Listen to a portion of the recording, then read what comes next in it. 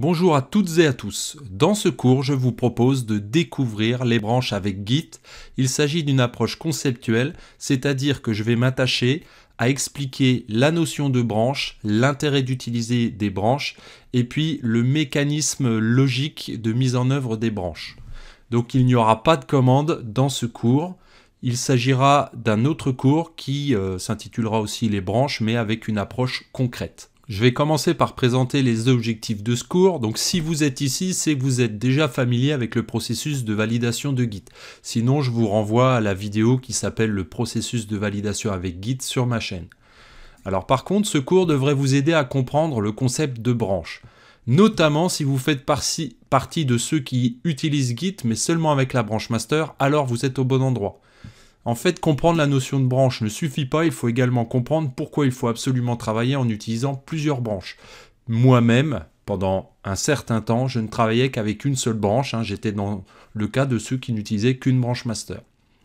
À la fin de ce cours, vous devriez être en mesure d'organiser votre travail de développement en branches.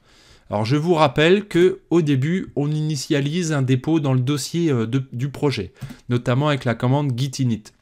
Cela va nous amener à créer 3 zones que j'ai déjà présentées plusieurs fois dans les cours précédents. Et nous avons une zone de dépôt dans laquelle nous allons retrouver nos différents pointeurs vers le commit courant. Alors il faut savoir que le pointeur id, pour rappel, référence un commit, ou plutôt il va référencer le pointeur de branche qui lui va référencer un commit. Donc actuellement, id pointe sur master, ça veut dire que nous sommes sur la branche master. Effectivement, master est un pointeur également comme id, et ce pointeur pointe vers le dernier commit de la branche master. Donc en réalité, ce n'est créé qu'au premier commit. Si vous essayez de travailler sur la branche master au début, par exemple en listant les branches, vous ne verrez pas de branche master parce que tant qu'il n'y a pas au moins un commit, cette branche n'existe pas en réalité. Donc c'est Git qui est prévu pour agir comme cela, c'est-à-dire que quand vous créez un premier commit, il va créer une branche master. C'est pour ça que les nombreux dépôts de Git ont une branche principale qui est nommée master. Et puis enfin, donc ce fameux pointeur va pointer vers un commit, c'est-à-dire un lot de fichiers validés. Donc pour l'instant, il n'y en a pas puisque le projet vient d'être initialisé. Je vais faire un très rapide rappel de ce qui se passe lorsqu'on valide des fichiers. Donc imaginons qu'ici, nous allons valider le contenu de la zone d'indexation. Avec la commande git commit, nous avons un premier commit qui apparaît donc dans la zone de dépôt.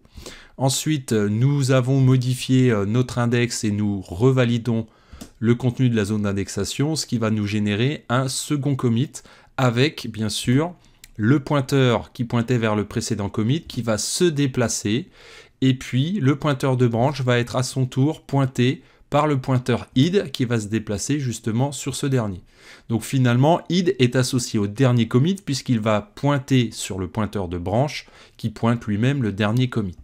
Donc encore une fois, on modifie la zone d'indexation, on le valide et on génère un troisième commit. Pareil, pour une quatrième modification qui est validée, ici nous avons bien donc la création d'un quatrième commit qui est pointé par la branche master, elle-même pointée par id.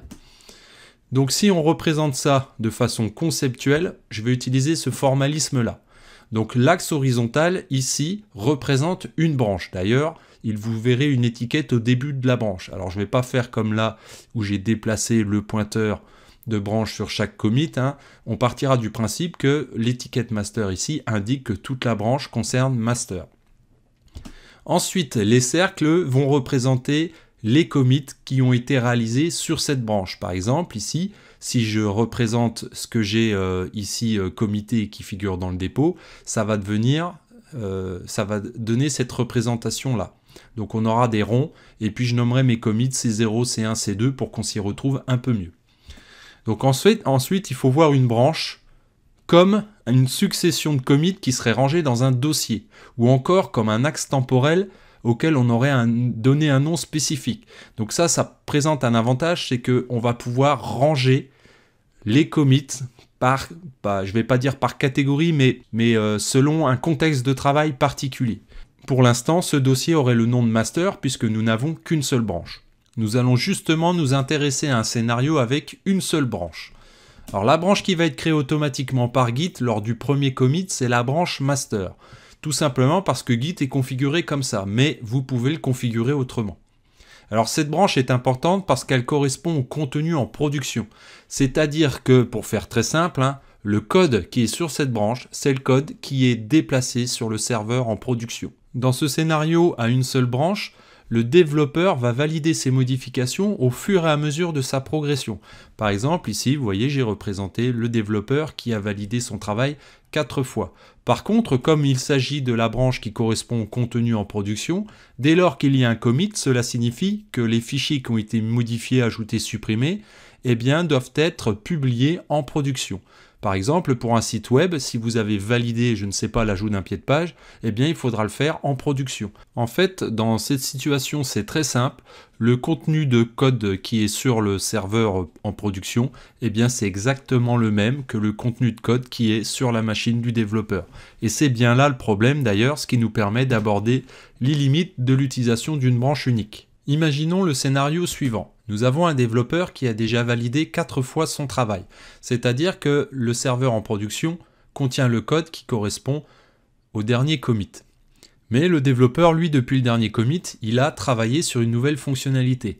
Mais le problème, c'est que pendant qu'il travaille sur cette fonctionnalité, un client l'appelle pour lui indiquer qu'il y a un bug et qu'il faut le régler au plus vite. Donc le problème, c'est que le développeur n'a pas terminé sa fonctionnalité. Et qu'en l'état actuel, son code peut être soit instable, parce qu'il n'a pas eu le temps de le tester, le code n'est peut-être pas terminé, et le code peut être même cassé, voire l'appli complètement ne fonctionne plus. Ça arrive très souvent lorsqu'on ajoute des fonctionnalités, on casse le code et du coup l'application ne fonctionne plus. Le problème, c'est qu'il va devoir modifier son code, celui qui est sur sa machine, alors que ce code-là ne correspond plus au code qui est en production. Donc comment voulez-vous qu'il règle un bug qui correspond à du code qui est situé sur le serveur en production, alors que lui-même ne dispose même plus du même code? Effectivement, il l'a modifié pour sa nouvelle fonctionnalité. La seule solution pour régler le bug, ça va être de neutraliser la fonctionnalité qu'il a commencé.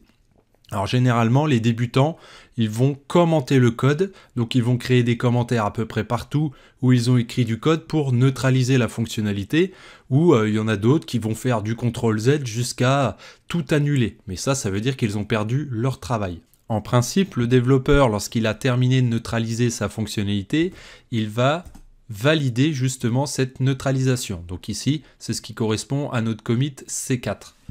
Donc maintenant, il peut se concentrer sur la correction de son bug et une fois qu'il l'a corrigé, il va créer un 5e commit qui va prendre en compte les fichiers qui ont été impactés par la correction du bug. Puis ensuite, il peut reprendre son travail tranquillement après avoir validé son bug. Donc ça, c'est le scénario concernant l'utilisation d'une branche unique. Bon, clairement, c'est pas pratique de régler des bugs qui sont remontés alors que le projet est en cours d'évolution. Je vous l'ai dit, le code de production n'est plus le même que celui du développeur. Donc c'est vraiment un gros problème. Là, il s'agissait que d'un bug, mais ça peut être pour des mises à jour diverses, des correctifs, des nouvelles fonctionnalités, bref, le problème est le même. Imaginons un instant que durant la correction du bug, un autre bug encore plus critique ait été remonté. Donc cela soulève des questions pour traiter ce bug. Faut-il abandonner le correctif du premier bug, puisqu'il est en train déjà de corriger un bug qui a été remonté, pour donner la priorité au second? Et du coup, il va falloir annuler toutes les modifications qui ont été effectuées depuis le dernier commit, puisque c'est possible avec Git. Est-ce qu'il faut reporter le correctif du second bug jusqu'à ce que le premier soit corrigé, au détriment du bon fonctionnement de l'application? Donc c'est les questions que l'on peut se poser. Voici un autre cas de figure qui va illustrer les limites de l'utilisation d'une branche unique. Le développeur vient de valider ses dernières modifications et il a uploadé le lot de fichiers validés sur le serveur de production. Donc le développeur, lui, va travailler sur une nouvelle fonctionnalité, fonctionnalité B, attendue par son client. Donc il se situe à ce niveau-là, il a créé 2 validations depuis qu'il a débuté son travail sur la fonctionnalité B. Cependant, il y a son client qui l'appelle et qui lui demande une nouvelle fonctionnalité C et lui indique que la B est reportée si un jour il en a de nouveau besoin. Une nouvelle fois, ça soulève des questions. Est-ce qu'il doit supprimer le travail qu'il a déjà réalisé pour la fonctionnalité B? Ou est-ce qu'il doit neutraliser le code qui, sur sa machine, diffère du code en production? Comment pourra-t-il retravailler sur la fonctionnalité B si son client le lui demande plus tard? Et comment faire si durant le développement de la fonctionnalité C, un bug est remonté? Donc vous l'aurez compris, l'utilisation d'une branche unique a vraiment peu d'intérêt en dehors du fait de pouvoir restaurer des fichiers qui ont fait l'objet d'une validation ou d'indexation dans le répertoire de travail. Donc c'est pour cela que je vais vous présenter un scénario qui est déjà beaucoup plus pertinent. C'est un scénario avec 2 branches permanentes. Précédemment, nous avons vu que l'utilisation d'une branche master unique revient presque à travailler sur l'application en production et que c'était un véritable problème. Alors une bonne pratique, c'est d'utiliser une branche pour refléter le code en production et une branche pour le code en développement. Généralement, il est d'usage d'utiliser la branche créée par Git, c'est-à-dire la branche master, pour refléter le code en production. Ça, j'en ai déjà parlé. On trouve également les noms main pour principal et prod pour production. Je vous l'ai dit tout à l'heure, ça c'est configurable. Chacun est libre du nom utilisé, mais comme Git crée master automatiquement, c'est celle-ci que nous utilisons. Pour que la branche master existe réellement, il faut un premier commit, ça aussi je l'avais déjà dit. À partir de cette branche, nous allons créer une nouvelle branche nommée develop pour le travail de développement. Ça va être cela la deuxième branche avec laquelle on va travailler. Alors à savoir qu'une nouvelle branche prend son départ depuis le commit d'une autre branche. Ça c'est une règle universelle. Par exemple, dans notre cas, le commit qui sert de point de départ à notre branche est C0 sur master. Donc il faut à présent créer à partir de la branche master une branche develop. Elle concernera tous les commits qui n'ont pas à être publiés en production. Donc pour l'instant, il n'y a aucun commit sur la branche develop puisqu'on vient seulement de créer la branche. Par contre, j'insiste bien sur le fait qu'ici, on part de la branche master, mais on ne travaille plus après le premier commit sur la branche master, puisque cela reviendrait presque à travailler sur le serveur en production. Donc nous allons travailler sur la branche develop. Donc il faut bien intégrer le fait que la branche develop contient déjà un commit qui ici est C0. D'ailleurs, on le voit bien là dans la représentation, l'axe de la branche develop prend bien son origine dans le commit 0. Je vais expliquer rapidement comment tout cela fonctionne. Avec Git, créer une nouvelle branche en fait revient à créer un nouveau pointeur sur le dernier commit pointé par id. Donc si on prend le dernier commit pointé par id, ça veut dire que l'on prend le pointeur id et l'on retrouve le commit qu'il pointe. Et le but, c'est de créer un nouveau pointeur sur le dernier commit, qui est pointé par Git, justement. Donc ici, nous allons créer un nouveau pointeur que nous allons nommer develop. Alors, ce qu'il faut savoir, c'est que la branche active, c'est la branche sur laquelle le développeur travaille, c'est-à-dire celle qui est pointée par id. Donc, actuellement, si on regarde le pointeur id, il pointe master. Donc, si jamais vous faites un commit à ce moment-là, ça veut dire que le commit va concerner la branche master. Donc il faut bien retenir que le fait de créer une branche ne déplace pas le pointeur id. Donc il va falloir indiquer le changement par une commande, mais ça sera l'objectif du cours sur les branches avec une approche concrète. Donc imaginons que cette commande a été exécutée, le pointeur id va se déplacer et pointer la branche de développement. Maintenant, la branche de développement est active. Donc si vous créez des validations à ce niveau-là, les validations seront liées à la branche de développement, mais plus à la branche master. Je vais illustrer tout cela en partant de ce constat. Donc nous avons ici la branche master, donc nous avons créé un premier commit pour créer la branche master, et puis il y a une seconde branche développement qui a été créée. Sur cette branche, il y a eu 3 commits qui ont été réalisés. Donc à ce stade, la branche develop est constituée de 4 commits, car il ne faut pas oublier le premier commit, celui à partir duquel on a créé la branche. Donc si on fait un git log, on obtiendrait bien les 4 commits. Imaginons que le développeur estime que son travail peut être mis en production. À ce moment-là, il va falloir fusionner le travail qui a été réalisé sur la branche de développement avec le dernier commit de la branche master. Ici, c'est C0. Donc cela veut dire que toutes les modifications réalisées sur les fichiers qui existaient déjà lors de C0, tous les fichiers ajoutés, ceux qui ont été modifiés ou encore supprimés lors des commits 1, 2 et 3, doivent être rapatriés sur la branche master. Donc en fait, ça porte un nom, ça s'appelle la fusion. En fait, il s'agit de réunir 2 branches avec un commit commun. On trouve aussi le nom de commit de fusion. Une fois placé sur la branche master, un git log ici listerait bien tous les commits, donc C0, C1, C2, C3 et C4.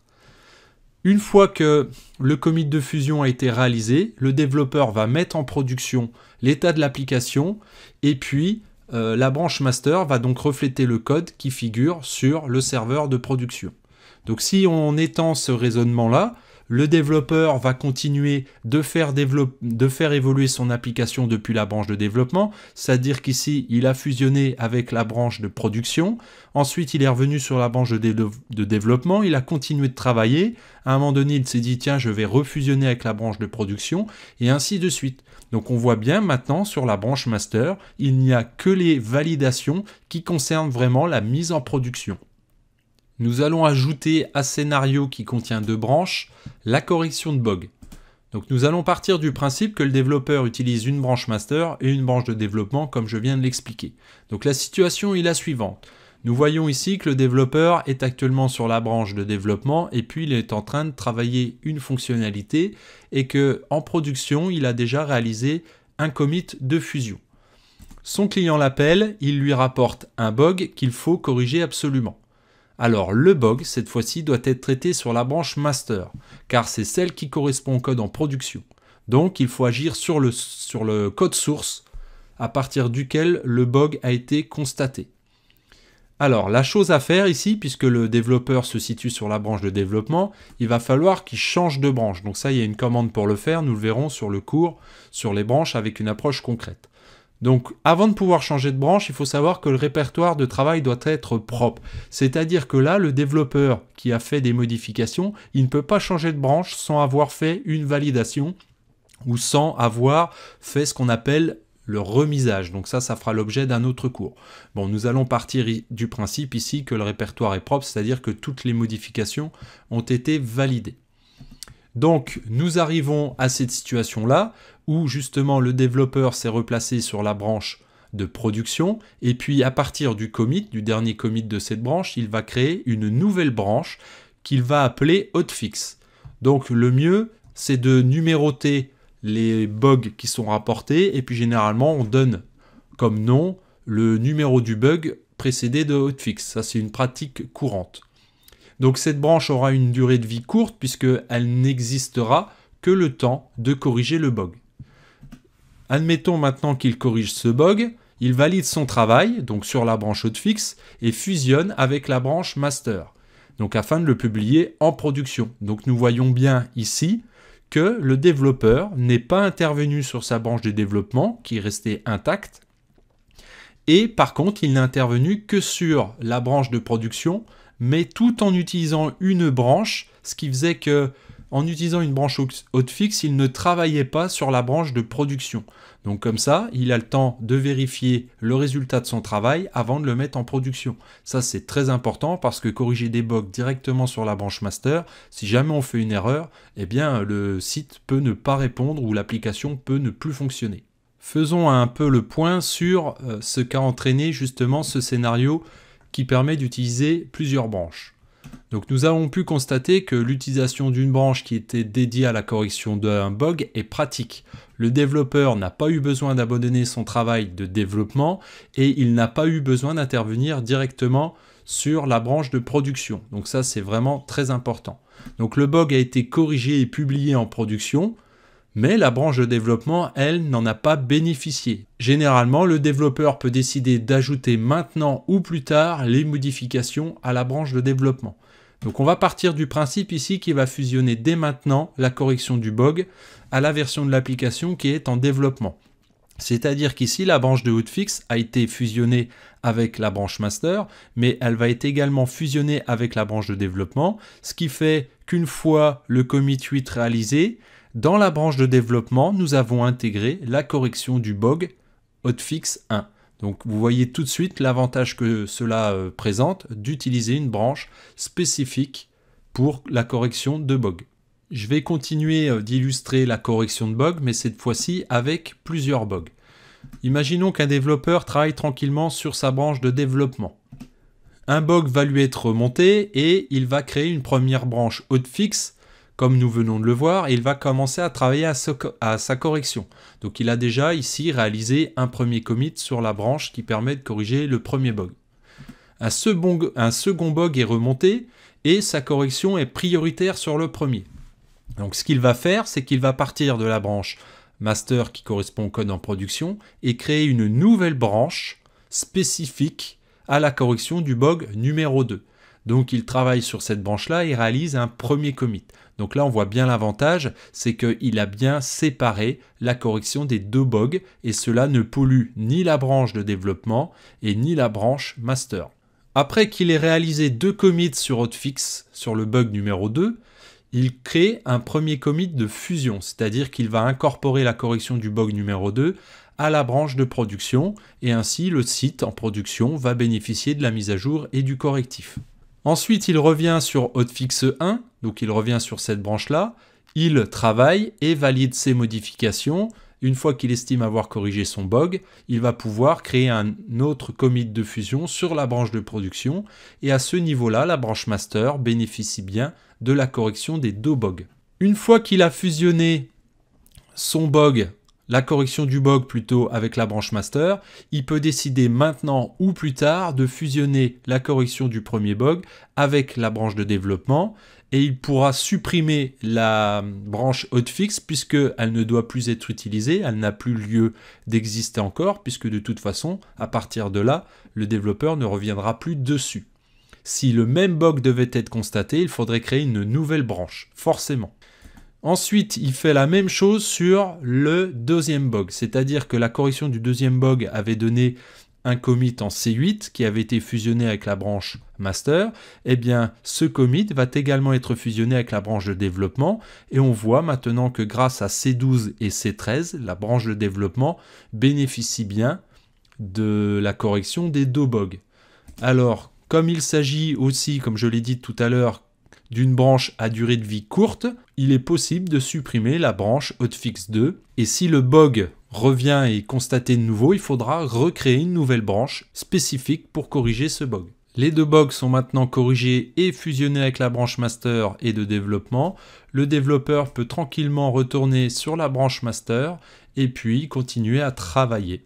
Je vais enrichir nos deux branches master et développement de branches de fonctionnalité. En fait, une fonctionnalité, il faut voir ça comme une nouvelle capacité qui serait ajoutée à un programme. Alors, le développeur qui peut être amené à travailler sur des fonctionnalités peut décider de les intégrer à plus ou moins long terme sur la branche de développement. C'est-à-dire que ces nouvelles fonctionnalités n'ont pas à polluer la branche de développement car elles ont une longue durée de vie, contrairement aux branches qui concernent la correction de bugs.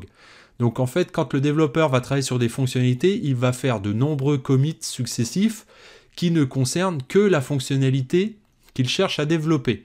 Donc ce cas de figure, en fait, se gère exactement de la même façon que la correction d'un bug. Effectivement, les commits de correction d'un bug ne polluaient pas les branches de développement ni les branches de production. Eh bien, c'est exactement la même chose avec les branches de fonctionnalité. Il ne faut pas que les commits de ces nouvelles fonctionnalités polluent la branche de développement. Ce qui fait qu'on va créer une branche par fonctionnalité. Ensuite, chacune de ces branches va être fusionnée avec la branche de développement et de développement seulement à un moment donné ou jamais si la fonctionnalité est abandonnée. Donc pour illustrer l'utilisation des branches de fonctionnalité, on va partir de ce constat-là. Nous avons donc deux branches, une branche master qui correspond au code en production et une branche qui est destinée pour le développement. Le développeur va faire évoluer l'application sur la branche de développement. Il lui est demandé de développer deux nouvelles fonctionnalités qui vont prendre un certain temps. Alors si c'est une toute petite fonctionnalité, on peut très bien décider de rester sur la branche de développement.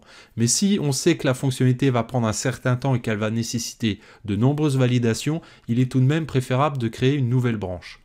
Donc, le développeur peut très bien décider de développer les fonctionnalités en parallèle ou encore l'une après l'autre, mais de toute façon cela ne change rien puisqu'il faut créer une branche par fonctionnalité. Nous allons donc voir que les nouvelles branches doivent être créées à partir de la branche de développement. Donc ça c'est très important.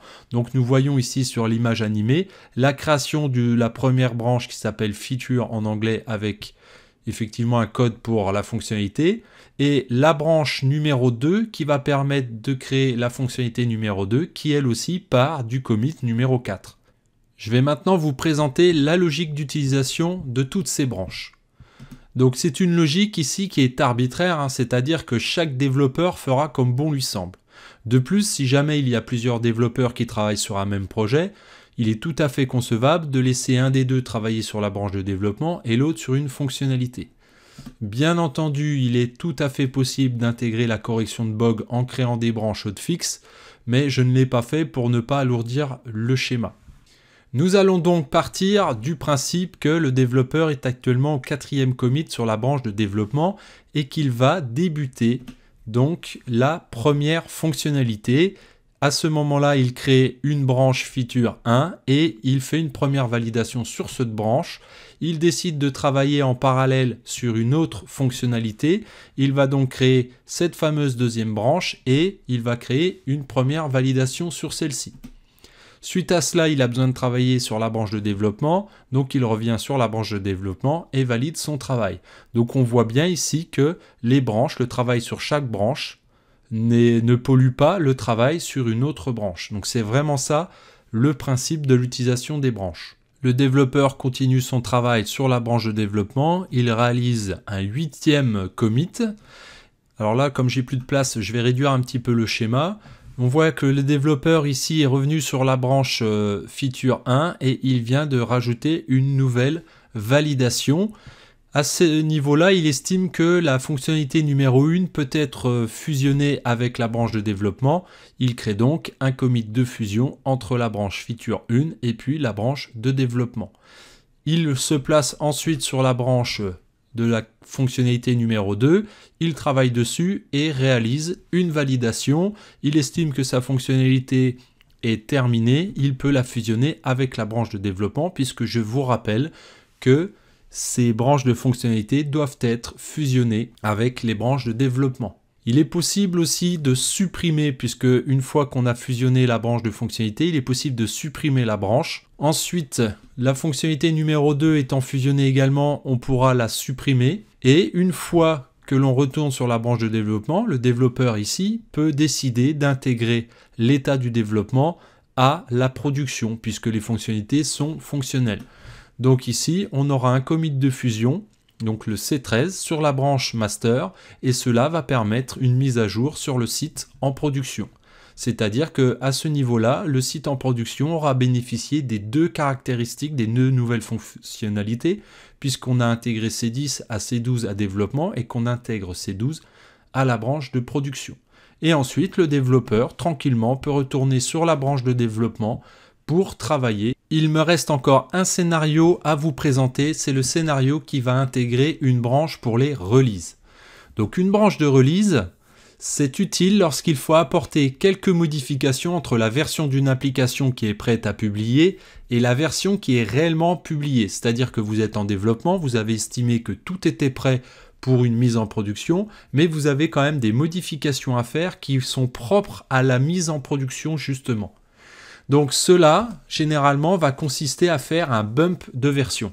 En fait, faire un bump de version, ça veut dire qu'on va incrémenter le numéro de version d'une façon ou d'une autre, qu'on va mettre à jour des fichiers tels que les fichiers readme, license, changelog.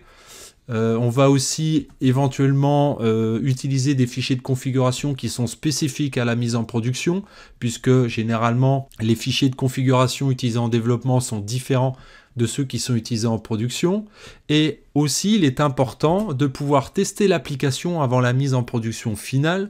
Donc justement, cette branche de release va permettre de faire ces différents tests. Généralement, ces tests vont être faits sur un serveur de test identique au serveur de production. Donc lorsque la branche de release est fusionnée avec la branche master, il est d'usage de taguer le commit de fusion avec le numéro de version de la release fusionnée. Donc je ferai un cours sur les tags avec Git, mais nous allons illustrer tout cela avec un scénario utilisant les branches de release. Donc nous partons du principe que nous avons une branche master comme d'habitude. Le développeur considère qu'il faut travailler sur une branche de développement et valide 2 fois de suite son travail. Il crée une branche de fonctionnalité pour rajouter une fonctionnalité à l'état de l'application, en tout cas dans l'état qu'elle est en développement. Il va se dire que Il peut faire une release de la version qui est en cours de développement, c'est-à-dire qu'il part du commit C2, il va créer une nouvelle branche et faire une release. Dans cette release, il va faire par exemple le bump de version. On voit bien que le numéro de release aussi, voyez, doit correspondre au numéro de version. Donc si c'est la version 1 du programme, on va faire la release 1. C'est en tout cas comme ça qu'il faut prendre l'habitude de nommer ces branches de release. Donc il est sur cette branche de release, il fait 2 validations, et puis une fois qu'il a estimé que là le code est vraiment prêt à être mis en production, il va pouvoir créer un commit de fusion, et nous voyons bien le tag ici. Par exemple, on va utiliser un tag v1.0 pour version 1. Ensuite, ce commit qui a été réalisé dans la branche de release va être fusionné également avec la branche de développement. Ainsi, la branche de développement va bénéficier des mises à jour qui ont été apportées dans la release, par exemple notamment le bump de version. Ensuite, le développeur ici continue son travail sur la branche de développement. Il se dit qu'il travaillerait bien sur la fonctionnalité numéro 1. À ce moment-là, il travaille dessus et puis il réalise un commit. Une fois le commit réalisé, il estime que la fonctionnalité est prête à être fusionnée en développement, ce qu'il fait.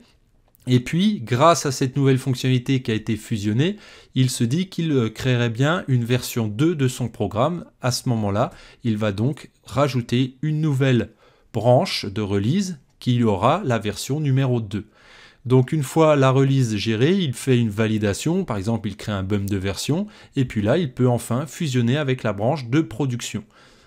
Et on voit encore une fois ici le tag qui indique version 2.0, donc le tag est identique à la version de release. Ça c'est vraiment une façon de faire qu'il faut respecter parce que ça évite de se perdre dans les numéros de version. Ensuite, il décide de fusionner ce commit de la branche release avec la branche de développement et puis il peut continuer tranquillement de travailler sur la branche de développement. Bien entendu, il est tout à fait possible d'intégrer les branches pour la correction des bugs. Bon, je ne l'ai pas fait pour pas alourdir le schéma. Voici un schéma qui permet de récapituler toutes les branches que je viens d'aborder. Donc nous retrouvons bien sûr la branche master. Donc normalement c'est la branche qui contient le moins de commits puisqu'il s'agit des mises en production. Ensuite, on trouve à partir de cette branche master les branches qui permettent de corriger les bugs. Et puis on voit que ces branches de correction de bugs sont fusionnées avec la branche master, mais également avec les branches de développement pour que cette dernière puisse bénéficier de la correction des bugs. Ensuite, on voit la deuxième branche principale, c'est la branche de développement. À partir de cette branche de développement, on va pouvoir créer 2 types de branches. Donc les branches de release et les branches de fonctionnalité. Donc ces branches de release sont donc fusionnées avec les branches master, puis éventuellement avec les branches de développement. Ensuite, les branches de fonctionnalité sont elles fusionnées avec la branche de développement exclusivement. Donc ça c'est important. On peut aussi remarquer pour rappel que une release est versionnée et que si l'on gère des tags de version, il faut que le tag de version qui correspond au commit sur la branche master.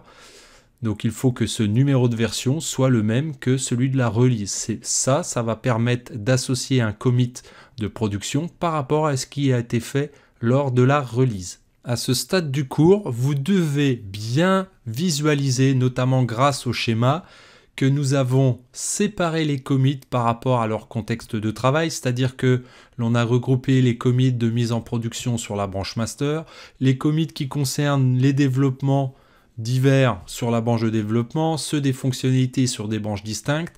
Bref, ce qu'il faut faire ressortir ici, c'est qu'on ne mélange pas ces validations et le fait de les catégoriser, de les regrouper comme ça va permettre de retrouver, de recharger des validations antérieures beaucoup plus facilement et encore plus quand il s'agit de travailler par équipe, ça va permettre aux équipes de savoir ce qui a été fait, par qui, quand et pourquoi. Vous avez maintenant compris que l'utilisation des branches était indispensable dans le développement et le suivi d'un projet. Alors à partir de maintenant, vous devez utiliser Git en créant des branches. Si vous ne le faites pas, ça veut dire que vous n'avez pas compris ce cours parce que vraiment les branches, c'est un avantage incroyable quand on développe un projet. Alors si vous avez bien compris la logique de création des branches et leur utilité, vous pouvez passer à un cours sur ma chaîne qui s'appelle Les branches approche concrète. Dans ce cours, en fait, je vais simplement présenter les commandes qui permettent de changer de branche, de faire des commits de fusion, etc. Je vais encore aborder quelques sujets à propos de Git. Notamment, je vais traiter la fusion de branches, notamment en abordant la notion de fast forward. Alors il faut savoir, là j'en ai pas du tout parlé, que lorsqu'on fusionne des branches, il peut y avoir des conflits de fusion. Donc je ferai un cours également là-dessus. Je ferai un cours sur la restauration d'un commit, ou plutôt comment revenir en arrière. Un cours aussi est prévu sur les tags. Il y a un cours aussi sur le déploiement automatique de son projet en production, mais seulement lorsqu'un commit est créé sur la branche master. Alors ça, c'est vraiment extrêmement utile.